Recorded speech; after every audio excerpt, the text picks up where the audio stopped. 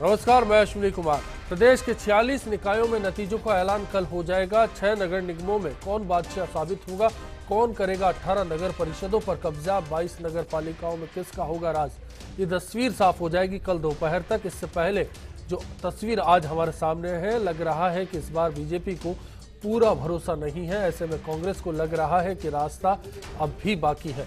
खुद की मजबूती और निर्दलियों के दम पर किश्ती को किनारा मिल सकता है। नतीजों से पहले ये बाड़ाबंदी कुछ इशारा कर रही है। जीतने के जतन में क्या सब कुछ जायज होगा? क्या पार्टी विद डिफरेंस की बातों में ऐसा ही देखना चाहिए? अहम बात, क्या आने वाले शहर की सरकार की शुरुआत का बाड़ाबंदी के जरिए आगाज सही है? पार्षदों की हॉर्स ट्रेडिंग तो कहीं नहीं हो रही? आपकी राय और खास मेहमानों के बीच चर्चा जारी रहेगी। देखते रहिए बाड़े में सरकार।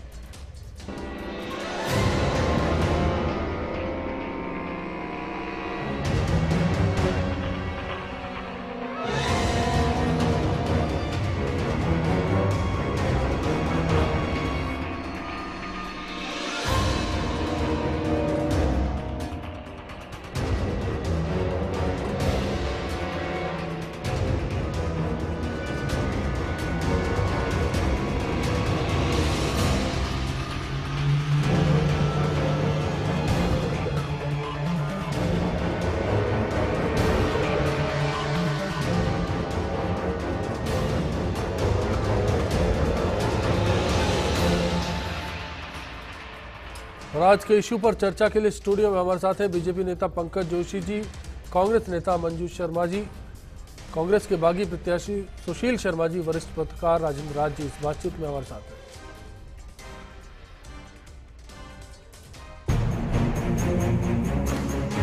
जयपुर से लेकर कोटा तक बीजेपी ने अपने प्रत्याशियों की बाड़ाबंदी की है। ट्रेनिंग के नाम पर अनुशासन का पाठ पढ़ाया जा रहा है ताकि कोई दल बदल ना कर सके। उधर कांग्रेस ताल ठोक कर बोल रही है कि बीजेपी डर गई है। पार्टी को अपने ही प्रत्याशियों पर भरोसा नहीं है, इसलिए उनको बांधकर रखा जा रहा है। आखिर ऐसा क्यों हो रहा है? निकायों में दल बदल को लेकर कोई कानून नहीं है। ऐसे में किसी भी पार्टी के सिंबल से जीता कोई शख्स दूसरी पार्टी को वैचारिक आधार पर समर्थन दे सकता है। इस बार के एग्जिट पोल में जिस तरह से बागियों और निर्दलियों का बोलबाला दिखा, उसके बाद कांग्रेस और बीजेपी के धड़ों में अजीब सी हलचल दिखी।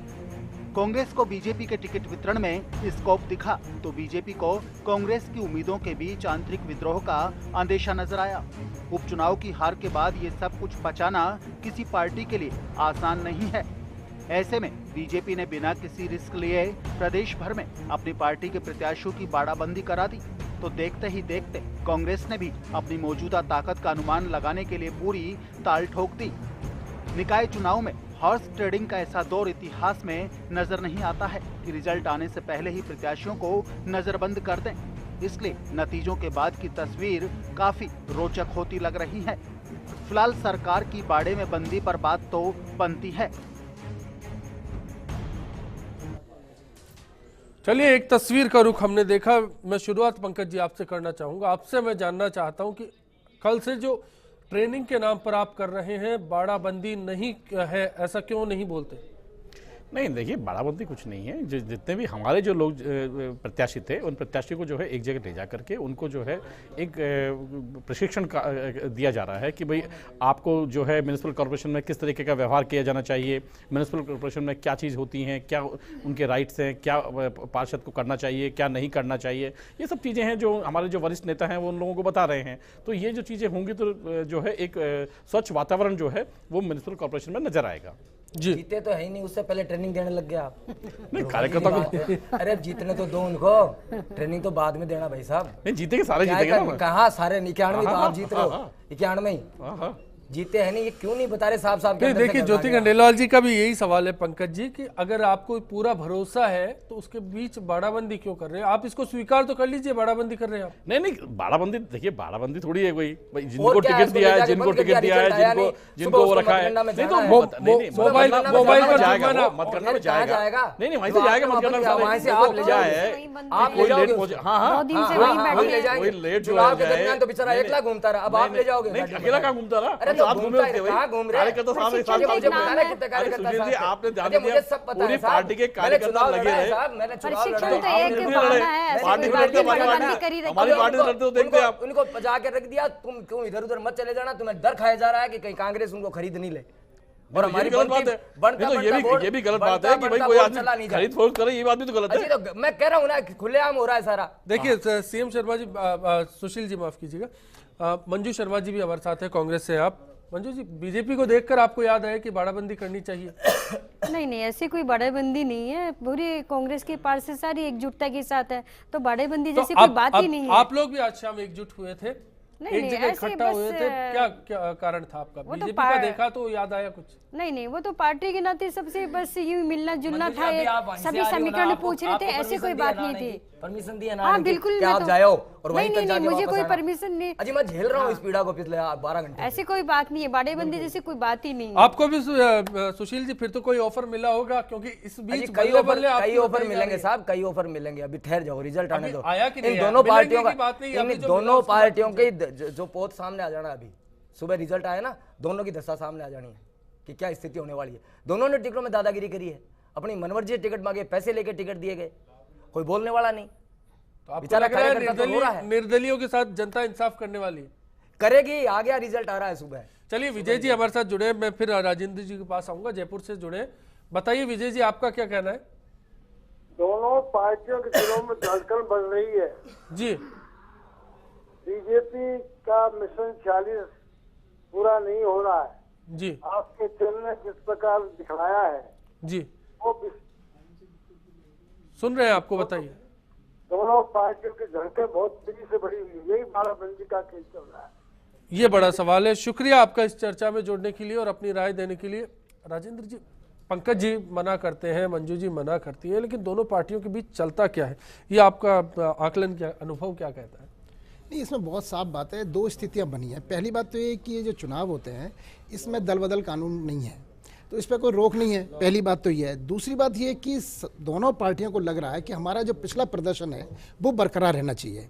सारे मुद्दे की जड़ ये है कि पिछली बार कांग्रेस जो है 29 निकायों में, जो आज 46 चुनाव हो रहे हैं उसमें से 29 पर उनका कब्जा था, मात्र 10 पर बीजेपी थी। अब बीजेपी की चिंता ये है कि हम जो विधानसभा में और लोकसभा में हमारा जो प्रदर्शन रहा है वैसा ही प्रदर्शन हमारा इस स्थानीय निकाय के चुनाव में आना चाहिए। कांग्रेस की ये चिंता है कि हमारा जो अभी पिछले जो उपचुनाव में जो प्रदर्शन रहा है वो उनको उत्साह दे रहा है। जीत का जो पिछले जो 4 विधानसभा के जो उपचुनाव हुए थे उसमें से 3 में वो जीते, तो इस उत्साह से वो बरकरार रखना चाहते हैं।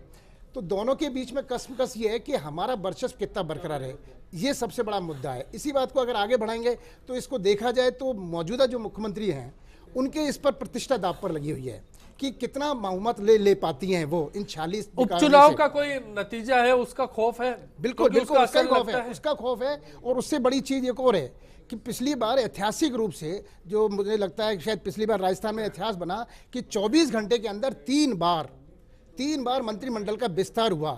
शाम को 7 बजे विस्तार होता है और सुबह 7:30 बजे फिर सूचना दी जाती है। तो 12 घंटे में ऐसा क्या होता है कि सुबह अरुण चतुर्वेदी को सूचना दी जाती है कि आपको शाम को कैबिनेट मंत्री की शपथ लेनी है। तो ये चीज़ें हैं जो कई चीज़ें सोचती हैं। तो मुख्यमंत्री जी ने 7:30 बजे एक शपथ दिलाई बांसवाड़ा के विधायक को और सुबह फिर 7:30 बजे फ़ोन करते हैं। तो 12 घंटे में ऐसा क्या हुआ? तो ये दबाव और सियासी जो संतुलन है इसको बनाने के लिए कहिएगा, या जो इतना दबाव है कि उपचुनाव में जो किरकिरी हुई थी बीजेपी की, उस किरकिरी को बदलना है। तो कई चीज़ें हैं। अपनों की नाराजगी भी इस पर एक वजह हो सकती है। हाँ बिल्कुल बिल्कुल वजह हो सकती है, क्योंकि अपनों की वजह से तो कहते हैं कि वो 3 जो उपचुनाव में 3 जो सीटें हारे, उसमें यही बताया कार्यकर्ताओं ने कि आपने हमारे जो विधायक थे उनको कोई दिया नहीं। तो अब कार्यकर्ता नाराज थे, तो आगे आऊंगा संतुष्ट करने के लिए। शौकत साहब हमारे साथ जुड़े हैं, डीडवाना से है। बताइए शौकत जी। शौकत अली, मेरा सवाल ये है कि ये अभी अपने प्रत्याशी पार्टी यहाँ ले जाके बाड़ाबंदी कर ली है जी, तो इनको क्या डर लगता है कि आप बिकने का खरीद फरोख्त का या इनको परंपरा चलती आई है? जी चलिए सुशील जी, जो शौकत अली साहब की एक उत्सुकता है उसका जवाब आप मेरे ख्याल से बेहतर देख पाएंगे, क्योंकि दोनों पार्टियों के उसमें विचारों में बंधे हैं, खुलकर नहीं बोल पाएंगे। ये जो खरीद फरोख्त की बात उन्होंने की है कि ये तो बाद में भी हो सकता है। पार्टियों को इतना कॉन्फिडेंस क्या है कि 5 दिन 4 दिन कमरे में बंद करके काम चल जाएगा? दोनों पार्टियों घबराई हुई है, उनको एंड केंड प्रकरण जैसे अभी बताया ना राजेंद्र जी ने कि इज्जत दाव पे लगी हुई है। कांग्रेस की तो इसलिए लगी हुई है कि लेकिन इन 4 दिन में क्या हो जाएगा? नतीजे के बाद भी तो पार्षद के पास ताकत खाया है। जा रहा है कि हमने जिनको टिकट दी पहली बात तो वो जीतने नहीं, और वो जीत के आएंगे तो साले बिक नहीं जाए कहीं, कहीं हमारा सत्यानाश नहीं कर दे। दोनों खाए डर खाए बैठा है, अपने पर ही कॉन्फिडेंस नहीं है इनको, मतलब अपने आप ही विश्वास नहीं है। और जिस आदमी का विश्वास डगमगा जाता है ना, दुनिया में कोई ताकत उसको नहीं बचा सकती। चलिए पंकज जी और मंजू जी, आप दोनों का नगर निगम का तजुर्बा पुराना है, आप लोगों का अनुभव जिस तरह से है उसके हिसाब से मैं आपके पास आऊंगा ये सवाल लेके कि आखिर क्या समझा जाए जो इस बार हो रही है, तस्वीर दिख रही है। प्रशांत जी इस बीच जुड़े हैं, जयपुर से ही हैं। प्रशांत जी बताइए आपका क्या कहना है? नमस्कार सर। नमस्कार सर। सर पहले तो बधाई हो, आपके एग्जिट पोल बिल्कुल सटीक होते दिखाई दे रहे हैं कल। शुक्रिया सर, बताइए। मैं सर ये कहना चाहूंगा, जिस तरह से दोनों पार्टियों में टिकट वितरण के दौरान पैसा चला जी, बात दोनों पार्टियों पर चलने की बात आई, उसके बाद अगर ये पार्टी बाड़ेबंदी निकलेंगे तो करेंगे क्या? ये पैसा देकर टिकट दे रही है तो उनको प्रत्यक्ष भरोसा क्या हो सकता है? जमीनी कार्यकर्ता उनके पास है नहीं, तो टिकट ही पैसा उड़ो दिया तो फिर बारे में हमने स्वाभाविक है। आपका कार्यक्रम बिल्कुल सटीक है, इस बार आपने प्रश्न उठाए। शुक्रिया सर, बिल्कुल हमारी कोशिश होती है कि जो आपकी उम्मीदें हैं उन पर खरा उतरा जाए। पंकज जी पहले ही आप ही से सवाल, आप भी तो नगर निगम में कितने साल रहे हैं, पहले तो ऐसी कोई तस्वीर नजर नहीं, खासतौर पर नतीजों से पहले ट्रेनिंग का प्रोग्राम आप कर रहे हैं और वो प्रोग्राम जिसमें आपको ये तय नहीं है कि जीतकर और हारकर कौन आएगा, उससे पहले क्या जैसा प्रशांत जी बोल रहे थे वैसा तो नहीं कि टिकट वितरण कहीं गड़बड़ हुआ है और एहसास आपको अब हुआ है? नहीं अश्विनी जी, देखिए टिकट वितरण में पूरी जो है भारतीय जनता पार्टी ने जो है आंतरिक लोकतंत्र की पूरी पालना की और पूरा जो है उन्होंने सर्वे करा करके उनके वहाँ के विधायक जो हैं और जो हमारे मेंबर्स थे, जिला शहर अध्यक्ष थे, इन सब ने मिला करके पैनल बना करके एक पूरी जो है एक नीति अपना करके इनको जो है टिकट का वितरण किया। टिकट बंदी हाँ भर रहे होते नहीं, बिल्कुल अजय के बात कर रहे हो साहब, करोड़पतिया ने टिकट दियो, करोड़पतिया ने मेरे सामने लड़ा है अरबपति आदमी चुनाव, लोकतंत्र में और रात को 12 बजे विदेश में था, वो आगे विदेश में था जब टिकट दी, उसकी योग्यता को देख करके बुलाया गया। योग्यता कहाँ, किसकी योग्यता? वो प्राइमरी मेंबर नहीं भारतीय जनता पार्टी का। नहीं ऐसा नहीं क्या मैं बता रहा हूँ, सारी बीजेपी तो खिलाफ है वहाँ। नहीं, भारतीय जनता पार्टी के सारे कार्यकर्ता जो है एकजुट क्या कार्यकर्ता करेगा? चलिए मंजू जी आप बताइए, फिर संतोष विजय जी हमारे साथ जुड़े, उनके पास जाएंगे जी। जैसा कि ये जो डायरेक्ट इलेक्शन जब से बंद किया तब से कांग्रेस पार्टी ने कहा कि ये जब ये आप डायरेक्ट इलेक्शन बंद कर रहे हो तो खरीद फरोख्त निश्चित रूप से बढ़ेगी, और ये सामने आप देख ही रहे हो कि ये बाड़ेबंद की क्या वजह है, ये खरीद फरोख्त तो है कि डायरेक्ट, क्योंकि किसी न किसी रूप में ये डर था कि डायरेक्ट इलेक्शन होते हैं तो कांग्रेस का महापौर बनता है, इसी वजह से उन्होंने ये कानून बंद किया और पार्षद द्वारा ये चुनने का वापस नियम लाए हैं। हम तो 5 साल पार्षद रह के आए, कभी हमने और इसमें निश्चित आज तक तो बढ़ेगी। भारतीय जनता पार्टी नहीं, कांग्रेस ने दी, मैं तो रह के आया हूँ। चलिए पंकज जी आपके लिए मेरे ख्याल से एक सवाल आने वाला है, संतोष विजय जी हमारे साथ जुड़े, बताइए संतोष जी आपका क्या कहना है? हाँ नमस्कार अश्विनी सर। नमस्कार सर, मैं पंकज जोशी जी से पूछना चाहता हूँ जी। इनके मोदी जी कहते हैं 5 स्टार कल्चर को खत्म करो, कोई पार्टी का नहीं होगा। ये बिना जीतने से पहले ही इन पार्षदों को, जो भावी पार्षद हैं तथाकथित पार्षद, इनको 5 स्टार होटल में रख लिया। दूसरा ये हो रहा है कि इन पे इनको ही विश्वास नहीं, तो जनता को विश्वास के लिए क्यों दिए इनको टिकट? इनमें जनता क्यों विश्वास करे जब इनको खुद को ही विश्वास नहीं है ना अपने कैंडिडेटों पे, और जनता को लाके मैदान में छोड़ दिया। ऐसा तो नहीं है कि ये पैसे दिए हुए टिकट लोग हों और ये मान लो बिक नहीं जाए इन टाइम पे अपना पैसा वसूल करने के लिए, इसलिए बाड़ाबंदी कर रखी हो बीजेपी ने। शुक्रिया संतोष जी इस सवाल के लिए आपका। देखिए अब ये जनता की राय है, पहले तो सादगी पर जवाब दे दीजिए। देखिए ये जो अभी जिसमें मोदी जी की विचारधारा पर चुनाव लड़ा है, लेकिन मोदी जी की विचारधारा चुनाव के बाद नजर नहीं, जहां लेकर के गए हैं वो 5 स्टार होटल नहीं है। पहली बात तो जो है वो एक साधारण जो है साधारण जो 5 स्टार नहीं है, एमएलए होता तो 5 स्टार में रखता। चलिए पंकज जी ये जवाब दे दीजिए, इसका खर्चा कौन कर रहा है? नहीं देखिए पार्टी कर रही है, इसका खर्चा जो है पार्टी करेगी, पार्टी अपने उस पर करती है और पार्टी एक प्रशिक्षण काल जो है चलाती है, जिस प्रशिक्षण के अंदर जो भी खर्चा करती है पार्टी अपने। नहीं बिना जीते कार्यकर्ता तो है वो हमारा देखिए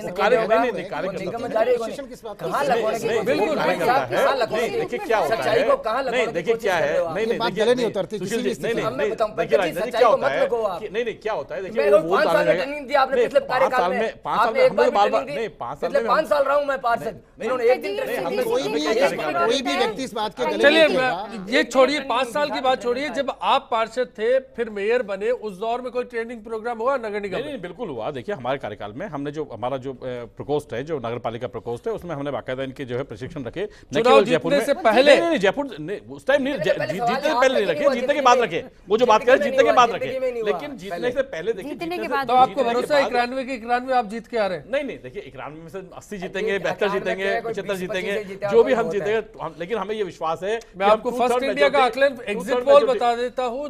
जो जयपुर है, जयपुर में आपके 40 से 50 के बीच में आप सीटें लेकर आते नजर आते हैं, लेकिन जो उसके बावजूद भी कहीं खलबली बीजेपी के खेमे में है, उसका कारण मैं जानना चाहता हूं, ऐसा क्यों है? नहीं देखिए अश्विनी जी, भारतीय जनता पार्टी के खेमे में कोई खलबली नहीं है और हम बिल्कुल इस चीज़ के लिए तैयार हैं कि हमारा जो बहुमत है वो निश्चित रूप से बहुमत आ रहा है। जिस तरीके का पार्टी का कार्यकाल है, पार्टी ने बहुत अच्छा काम किया है, सरकार ने बहुत अच्छा काम किया और हम 11 जो है महीने के दौरान में राज्य सरकार ने एक भी काम नहीं किया है। जन कल्याणकारी योजनाएं समीक्षा के नाम पर ज्यादा टाइम नहीं है, क्या करना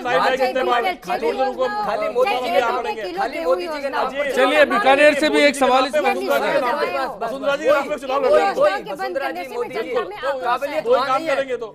जिसको टिकट दी उसमें काबिलियत नहीं मानते। वो तो काबिलियत दिखाएगा, इनका नाम वो तो काबिलियत दिखाएगा। 50 साल कांग्रेस में जनता में आक्रोश है, विकास कार्य नाम की कोई चीज नहीं हुई है। क्या हो रहा है इस देश के अंदर, मेरी समझ में नहीं आ रहा। सुशील जी बहुत अच्छा हो रहा है, मोदी जी के नाम को सुशील जी बहुत अच्छा हो रहा है। वक्ता की बात नहीं कर रहा हूं। चलिए मोहम्मद नबी साहब हमारे साथ जुड़े हैं बीकानेर से, बताइए आपका क्या सवाल है?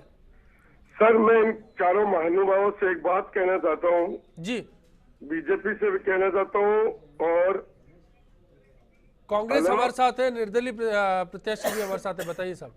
हाँ सर मैं इनसे एक बात कहना चाहता हूँ, तो ये चारों महानुभाव थोड़ी देर चुप हो गए तो मैं इनको एक बात कहना चाहता हूँ। बिल्कुल सुन रहे हैं आपको, सभी बताइए।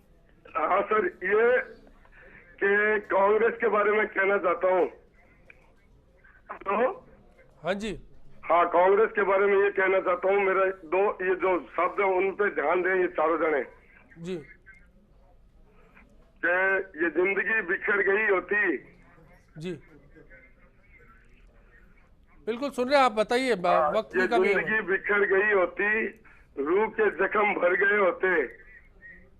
जी, ये जिंदगी बिखर गई होती, रूह के जख्म भर गए होते। ये जिंदगी कांग्रेस की देन है, वरना हम दलित ओबीसी कब के मर गए होते। शुक्रिया सर आपकी इस राय के लिए, इस चर्चा में जुड़ने के लिए। तो एक राय हमारे सामने आई, ब्रेक के लिए जाते हैं, ब्रेक के बाद जब लौटेंगे लगातार चर्चा जारी रखेंगे। अभी भी इस बात को लेकर तस्वीर साफ नहीं हो पाई कि बाड़ेबंदी क्यों की गई, चाहे बीजेपी की बात हो और फिर बीजेपी के बाद कांग्रेस में ऐसा क्या हुआ कि खलबली मची। खास मेहमान हमारे साथ बने हुए हैं, लौटेंगे जब राजेंद्र जी से इस बात का जवाब लेने की कोशिश करेंगे कि इतिहास क्या कहता है निकाय चुनाव को। नहीं, राजनीतिक बाड़ों को जो राजनीतिक दल जो बाड़ेबंदी कर रहे हैं वो उनको, क्योंकि इसका भीतराघात का डर सता रहा है, इसलिए ये बाड़ेबंदी कर रहे हैं। अगर इनको खुला छोड़ दो, अगर इनको अपनी विश्वास है कि हमने अच्छे काम किए हैं, हम जनता की अपेक्षाओं को खरे उतरे हैं, तो उनको बाड़ेबंदी करने की कहाँ आवश्यकता है। पिछले चुनाव में ऐसा देखने को मिला है, एक वोट के खातिर पूरा दल बदल जाता है और दूसरे पार्टी को या उनको अवसर मिल जाता है। ऐसा जो है बाड़ेबंदी इसीलिए की जा रही है कि इनको भय सता रहा है कि कहीं एक वोट से हमारा निकाय में जो वर्चस्व रहना चाहिए वो खत्म हो सकता है।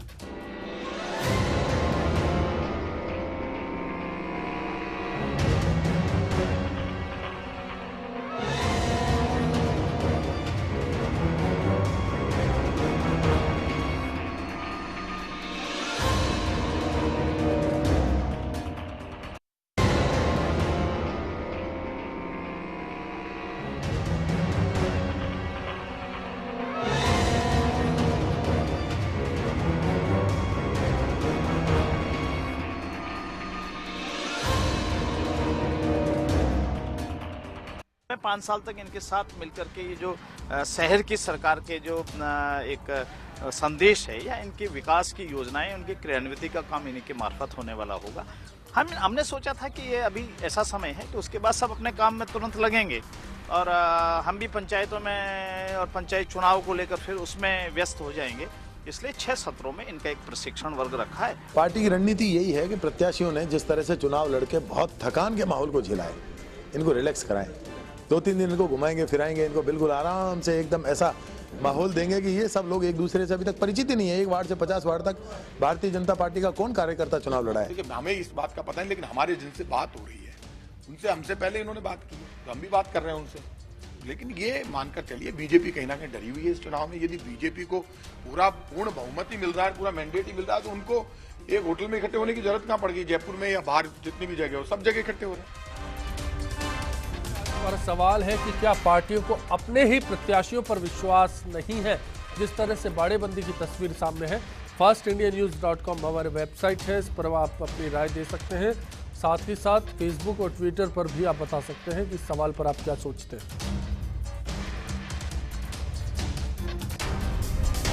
जयपुर से नीलम जी हमारे साथ जुड़ी है। बताइए नीलम जी, आपका क्या सवाल है? हाँ सर, मैं ये कहना चाहती हूँ कि है ना, ये बाड़ाबंदी इसलिए हो रही है, इस बार अधिकतर बीजेपी और कांग्रेस में मतलब बल पर टिकट दिए गए और जो जमीन से जुड़े हुए थे, जो अपने पार्टी के प्रति निष्ठावान कार्यकर्ता थे, उनको टिकट नहीं दिया गया। अब ये लोग सोच रहे हैं कि अगर इनको खुला छोड़ देंगे तो ये जितने पैसे इन्होंने पार्टी में टिकट लाने के लिए दिया है, अगर दूसरी पार्टी उससे अध्यक्ष इनको ऑफर देगी तो उसकी तरफ चले जाएंगे। इन्होंने बाड़ाबंदी कर रखी है मेरी सोच के अनुसार। शुक्रिया नीलम जी इस राय के लिए आपके। प्रताप सिंह खाचरेवास को सुन रहे थे पंकज जी हम, ठीक है, वो जो कह रहे थे कि आपने कुछ लोगों से संपर्क किया, उन लोगों ने फिर कांग्रेस से संपर्क किया, क्या है संपर्क, किन लोगों से क्या हुआ, कुछ बताएंगे आप? नहीं देखिए अशोक जी, अभी हमने ऐसा कोई संपर्क नहीं किया। हमने अपने कार्यकर्ताओं को जरूर एक जगह इकट्ठा किया है। उन लोगों को हमने उनको जो है एक प्रशिक्षण दिया है कि आपको कैसा व्यवहार करना चाहिए, किस तरीके से जो है आपको पेश आना चाहिए। और उन लोगों को, क्योंकि अचानक इतिहास बदलने वाली क्या बात है? नहीं, इतिहास में बदलने पहले तो आज तक ऐसा नहीं नजर आया। पहले भी हम चुनाव के बाद जो है इनको चुनाव से पहले क्यों चुनाव के रिजल्ट के बाद रखते थे, लेकिन अब की बार जो है क्योंकि एक दिन का समय था तो हमने कहा कि पंकज जी पूरे राजस्थान में जरूरी है ट्रेनिंग देना। नहीं देखिए, मैंने कहा ना, पूरे राजस्थान में पूरे देखिए ये क्योंकि ये पार्टी का फैसला होता है, पार्टी का जो फैसला होता है कैसा जो है चुनावी मैनेजमेंट रहेगा, क्या चीज रहेंगी, तो वो एक ऐसा नहीं कि यहाँ के लिए रखा बाकी जगह नहीं रखा, पूरा जो है एक यूनिफॉर्म जो है वो रखा कि सब जगह जो है हम लोग इस तरीके से रखेंगे। क्योंकि कहीं भी यदि हमें ऐसा डर होता कि भाई ये चीजें तो हम जहां हमारे बोर्ड बन रहे होते वहां नहीं करते। राजेंद्र जी, क्या पंकज जी का बचाव वाला बयान नहीं लगता आपको? नहीं, बिल्कुल बचाव का बयान है। और देखिए दो कारण हैं इसमें बड़े बड़े। पहली बार तो ये कि पिछली बार जो स्थानीय निकाय के जो चुनाव हुए थे वो सीधे हुए थे, उसमें महापौर कहिए, सभापति कहिए, अध्यक्ष कहिए, उसका सीधा चुनाव हुआ था। इस बार ये व्यवस्था बदल दी है मौजूदा सरकार ने, बीजेपी ने आकर के कांग्रेस का वो फैसला बदल दिया है। एक बात तो इस बात को लेकर के चिंता है। दूसरी बात यह है कि जैसे मैंने पहले बताया कि 29 विधानसभा क्षेत्रों में 29 स्थानीय निकायों में कांग्रेस का परचम फहराया था पिछली चुनाव में, 46 में से 29 पे थे और बीजेपी केवल कांग्रेस पे थी। दूसरा कारण तो अब वो उनकी ये चाहते हैं कि हम उनसे, और जो विधानसभा का जो उनका रिजल्ट प्रदर्शन रहा है बीजेपी का 163 और 60 सीटें जीती है, उतने ही प्रदर्शन अगर उतना रेशो में, उतने औसत में अगर वो नहीं आते हैं तो उनके नंबर कम हो जाएंगे, मौजूदा मुख्यमंत्री के नंबर कम हो जाएंगे और उनके जो विरोधी हैं उनको ये बात कहने के लिए ज़्यादा मौका मिलेगा कि साहब यहाँ पर जो बीजेपी की जो सरकार है, उसके राजकाज है, उसका जो कामकाज का तरीका है, उससे जनता नाराज है। तो ये हवा सियासी नजरिए से इसको समझा जाए तो देर आए दुरुस्त आए ये कहना पड़ेगा, क्योंकि टिकट वितरण के दौरान कुछ खामियां थी। टिकट वितरण के साथ खामियां थी, ये तो साफ साफ दिख रहा है कि नरेंद्र मोदी जो कहते हैं सबको साथ लो, सबका साथ सबका विकास, तो सबका साथ लेना जैसा इस चुनाव में देखा नहीं। क्योंकि ये सही है, बहुत सारी जगहों पर एमएलए को तवज्जो दी गई। जयपुर में जैसे उदाहरण दें कि एक टिकटों को लेकर के जब विवाद हुआ तो जो प्रदेश अध्यक्ष हैं वो सीएम तक गए और उन्होंने यहाँ के जो कालीचरण सराफ और जो मंत्री हैं दोनों, राजपाल सिंह शेखावत, उन दोनों के बीच में ये तय किया कि नहीं जिस एमएलए का क्षेत्र है उसको टिकट दिया जाएगा। लेकिन जो दूसरे क्षेत्र के सांगानेर क्षेत्र के जो विधायक हैं उनके साथ ऐसा नहीं हुआ।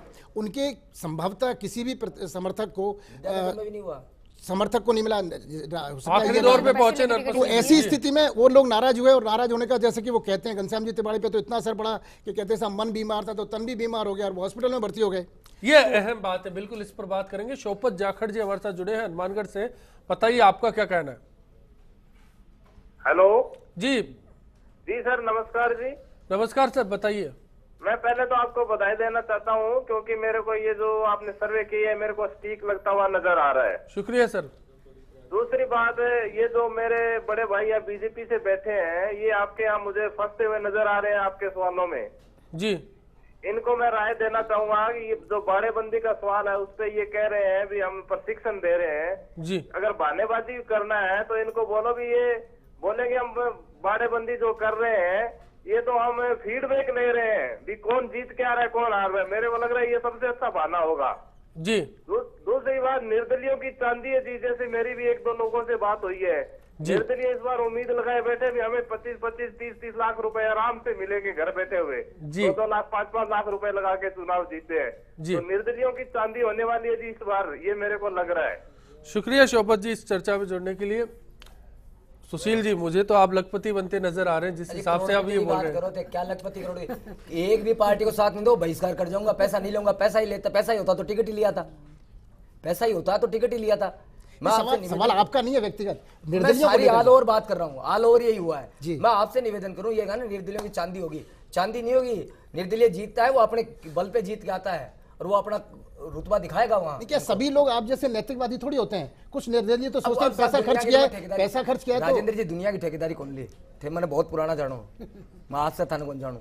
मैं थाने निवेदन करूँ कि आपा कौन बिका नहीं बहिष्कार कर दिया, बड़ा हाथी नहीं उठावा, लेकिन आज दोनों का नहीं कौन जावा। आज आ कहूँगा कि यदि मेरा जी का मेरे वार्ड के लिए या इस जयपुर के लिए जो सुधार हो सकता है या हम क्या कर सकते हैं, पद की पैसे की लालच नहीं है, क्या करने वाले हो इस जयपुर के लिए?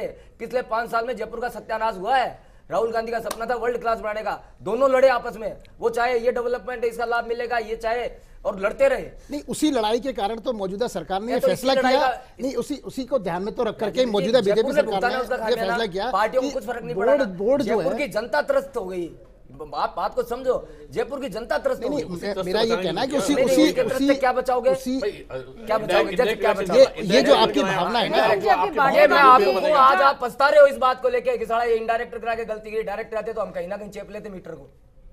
आज आपके मन में भी है कि यार ये डायरेक्ट बड़ा ठीक था, कांग्रेस पहले लिया ही थी ना डायरेक्ट में, ऐसे ये बेचारे यार गलती तो हो गई, अब क्या करें? ये बाड़ाबंदी की जरूरत ही नहीं पड़ती, सारा जोर लगाते मेयर पर, मेयर जिता लाते, फिर कितना ही पार्षद आप परेशान होते वैसे ही जैसे ज्योति जी के टाइम परेशान होते। बाड़ाबंदी के पीछे जो एक शंका है, कसर रही भाई साहब, शक्की सुई है, वो ये है कि ऊपर से जो थोपा हुआ व्यक्ति है वो ही चुन लिया जाए जी, नीचे का जो माहौल बने या अच्छा ये मेयर पद की कवायद हो सकती है, ये है असली पीछे, ये है असली, ये बीमारी तो ये है। चलिए इस पोस्टमार्टम पर भी हम आगे बात करेंगे। मंजूर अहमद साहब हमारे साथ जयपुर से जुड़े हैं, बताइए आपका क्या कहना है? जी नमस्कार। नमस्कार। मैं बीजेपी से आए हुए अपने पूर्व महापौर साहब से, उप महापौर साहब से निवेदन करूंगा कि आपकी जो पिछली जो सरकार ये नगर निगम रहा है, इसके अंदर आप आपस के अंदर महापौर और नगर निगम के जो आपके बोर्ड के अधिकारी लड़ने से आपको फुर्सत नहीं थी। आपने जयपुर के विकास के लिए और जयपुर को हेरिटेज सिटी के होते हुए आप लोगों ने उसको बिल्कुल ध्यान नहीं दिया। अब कम से कम आप इतना तो ध्यान रखना कि जयपुर में अगर इत्तेफाक से आपका अगर बोर्ड बन जाए तो जयपुर के ख्याल के लिए आपको ज्यादा से ज्यादा काम करना है, क्योंकि जयपुर की जनता ने आपको जिताया, ना कि बीजेपी कांग्रेस के मैंडेट से जीतेंगे। जयपुर की जनता आपको जिता रही है, जयपुर के लोग आपकी तरफ निगाह रख रहे हैं, उठा करके देख रहे हैं कि आप लोग उस काम को आगे बढ़ाते हैं नहीं बढ़ाते हैं। मेट्रो का काम जो रुका पड़ा हुआ है वो हमारी अगर कांग्रेस की सरकार होती तो नया नया मेट्रो चालू भी हो गई होती। मेहरबानी करके आप जयपुर के विकास में अपना ध्यान दें। ये महापौर उप महापौर तो आप बाद में चुनेंगे, पहले जयपुर की जनता के बारे में सोचे तो बड़ी मेहरबानी। बिल्कुल मंजूर अहमद साहब इस बात का जवाब लेंगे पंकज जी से। कांग्रेस से हमारे साथ मंजू जी हैं। मंजू जी, अब मैं आपसे जानना चाहूंगा कि जो आप जब ट्रेनिंग प्रोग्राम में गई, आपका जब भी आप लोग जमा हुए, क्या बात हुई थी वहाँ? नहीं, हमारा कोई ट्रेनिंग प्रोग्राम ऐसी कोई बात ही नहीं थी। हमें तो आप लोग एकजुट हुए, क्या पहले जीत का संकेत मिला, उसका जश्न मना रहे थे? जीत की नहीं, जीत का हम तो जश्न ही मना रहे थे, हमारे कोई बाड़ेबंदी जैसी कोई बात ही नहीं। क्या हुआ? आप सब लोगों को एक जगह जब बुलाया गया तो क्या बात हुई? ऐसी कोई बात नहीं, बस आपस में एक मिलना जुलना था हमारा। तो अजी उम्र होगी, मिलता भटक के बात है या बताओ थे। अरे तो प्रत्याशी जो जैसे मैं विद्याधर नगर से, हम एक दूसरे से मिले और क्या बात हुई? रोज ही मिला? नहीं रोज नहीं, रोज कहाँ मिले? जो नए प्रत्याशी चुन के वो रोज कहाँ मिले? वो तो आज पहली बार से वापस मिले। नहीं कोई बात नहीं है, आपको कुछ नहीं बोला गया? नहीं कोई नहीं, क्योंकि सभी पार्षद सभी जनप्रतिनिधि पार्टी के नाम पर एकजुट है। नया जिका ने पैसा लेकर टिकट दिए जाओगा पार्टी के नाम सभी नहीं पार्टी के नाम सभी एकजुटता थे, ऐसी कोई बात नहीं है। पैसे लेकर टिकट दिए? नहीं मैं तो नहीं मानती हूँ कि मैं नहीं मानती तो आपकी काबिलियत जो आप टिकट लिया और ताकत से लिया जीत के आ रही हूँ। मैं नहीं मानती हूँ, मानता हूँ इस बात को, लेकिन 14 की 14 सीटों में जो घमासान किया उस आदमी ने, उसका नाम मत ले भले आप। लेकिन आप ये बताओ, पार्टी के नाम आपकी टिकट तो कटी गई थी, सभी तो पार्टी आपकी ग्राम ताकत में से लिया है एकजुटता आप। है, ऐसी कोई बात नहीं। पार्टी ग्राम पूरे के पूरे पार्टी ग्राम तो पूरे समर्पित होते हैं। सभी लोग एकजुटता है। पिछले 10 साल से ऐसी बात नहीं है। वहाँ क्या बात हुई ये पूछ रहे जहाँ हैं। कोई बात नहीं, बात ही सब को नहीं। एक क्यों बुलाया एक, आपको? बस खाली मिलना जीवन ने जुलना बुलाया था। ऐसे न तो कोई प्रशिक्षण था, न कोई बाड़े अजी, अंदर क्यों चलिए, आपके ऐसा तीन विधानसभा चुनाव लड़े हुए 3 नेता मौजूद थे वहां पर। बोर्ड बनता हुआ दिख रहा है, पार्षद विधानसभा चुनाव लड़े हुए 3 नेता मौजूद थे वहां पर जी। विधानसभा चुनाव लड़े हुए 3 नेता वो मौजूद सभी थे। थे। तो उन 3 की मौजूदगी का क्या कारण रहा? आप लोगों के लिए कोऑर्डिनेटर का काम कर रहे थे? हाँ, कोऑर्डिनेट का काम कर रहे थे। और क्या किस तरह से किया? जनता यही जानना चाह रही है कि आप जब बुलाया, पहुंचे हमें बस मिलना जुलना था, इसके अलावा एक दूसरे की शक्ल देखी बस। मिलना जुलना भी। जयपुर में कांग्रेस का बोर्ड बनता हुआ दिख रहा था, तो सभी पार्षद से पूछ रहे थे भी क्या समझ। चलिए, मेयर पर बात हुई होगी कि मेयर किसको बनाएंगे? वो तो पार्टी के ऊपर है, पार्टी जिसको चाहेगी बना देगी, ऐसा कोई नहीं है। पार्षदों से नहीं पूछेंगे मेयर किसको बनाए। नहीं, पार्टी बना देगी। बोर्ड बनेगा तो पार्षद ही बनाएंगे। दोनों पार्टियों में जब बोर्ड बनेगा तो ऊपर से जो आएगा वो थोपा जाएगा। कांग्रेस का तो कल्चर ही रहा है साहब, मैं तो जानता हूँ। ऐसा कुछ नहीं है, बोर्ड बनेगा तो वहाँ तो पार्षद ही मुख्यमंत्री तक ऊपर से फैसले होते हैं। चलिए, ये एक बड़ी राय निकल कर आ गई। फिलहाल चुनाव का नतीजा नहीं आया, उससे पहले प्रेडिक्शंस की जो बात की जा रही थी, पूर्वानुमान की जो बात की जा रही थी, उसके आधार पर फैसलों की शुरुआत अब चली है। जब लौटेंगे ब्रेक के बाद तो ये बात जानने की बीजेपी और कांग्रेस दोनों से कोशिश करेंगे कि क्या इस मेल मुलाकात के दौरान शहर की सूरत हाल बदलने की कोई बात हुई। आखिर कैसे 5 साल शहर की सरकार चलाई जाएगी अगर जीते तो, और क्या कोई संकेत मिला है जीत का? ब्रेक के बाद।